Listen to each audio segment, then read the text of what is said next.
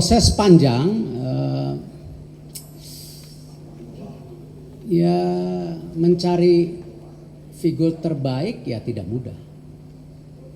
Selama saya menjabat di Kementerian Pemuda Olahraga pun saya sudah mulai melakukan banyak rotasi. Rotasi itu saya tidak kenal, saya nggak kenal Pak Suyadi juga.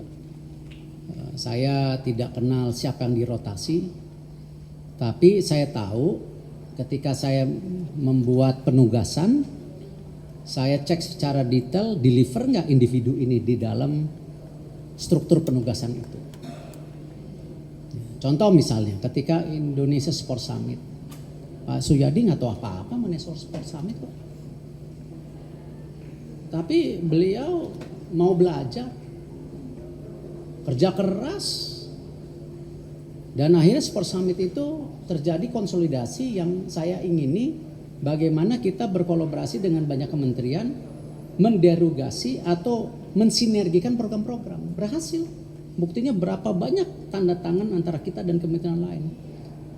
Pekan olahraga mahasiswa kita kembalikan ke Dikti, tapi kita juga minta tentu yang masih diproses ke Dikti mengenai student athletes kan masih di sana, bukan di kita. Kita kan nggak bisa kasih beasiswa. Yang punya power untuk kasih beasiswa di universitas di dalam negeri kan Mendikti. Atau mungkin program LPDP itu kan bukan kami.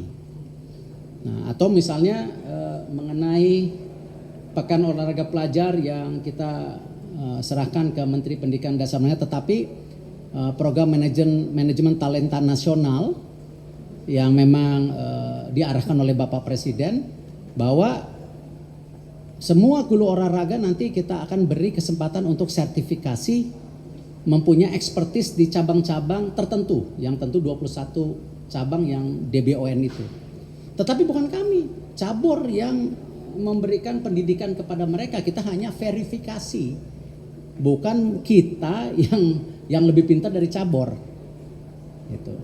Nah, ini hal seperti ini berhasil gitu. Jadi saya menilai Pak Suyadi ada gitu. Nah, ini yang tentu dalam menilai Pak Arlan pun ya saya lihat track record sebelumnya. Tadi kalau penjelasan lu bagus lah tadi ya enggak? Tadi punya ada spectator sih lah, kelas lah ya.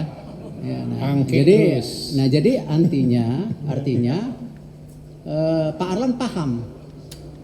Cuman yang tadi saya bilang Pak Arlan kuncinya tidak hanya paham, tapi berhasil mengimplementasikan program enggak? Dan Pak Arlan berhasil enggak beradaptasi? Nah itu kuncinya. Karena ini mekanisme baru, bukan yang ada di private sector gitu. Tapi Pak Arlan juga menjelaskan dengan keterbatasan dana itu bukan menjadi keluhan. Kenapa? Ya kita harus bekerja sama dengan banyak pihak seperti tadi yang saya sudah jelaskan, dengan kementerian lain atau Pak Arlan dengan private sector. Nah, revenue impact-nya jelas. Kayak MotoGP itu ya mungkin pengeluarannya 600 miliar lebih. Ya, hosting fee macam-macam. Tapi ekonomi impact-nya 4,9 triliun loh. Memang tidak langsung ke event. Kalau hotel ya dapatnya di hotelnya, ya kan, masuk ke uang yang punya hotel. Pajaknya masuk ke pemerintah daerah dan pusat. Itu revenue. Kalau event maraton, coba. Itu kalau maraton di sebuah tempat, misalnya kemarin yang di Jogja di Prambanan, ya, yang disponsori oleh Danantara Mandiri, yang kebetulan saya dengan Bapak Sri Sultan dan juga Gubernur membuka, itu dengan hampir 8.000 atau 12.000 kemarin ya, 12.000.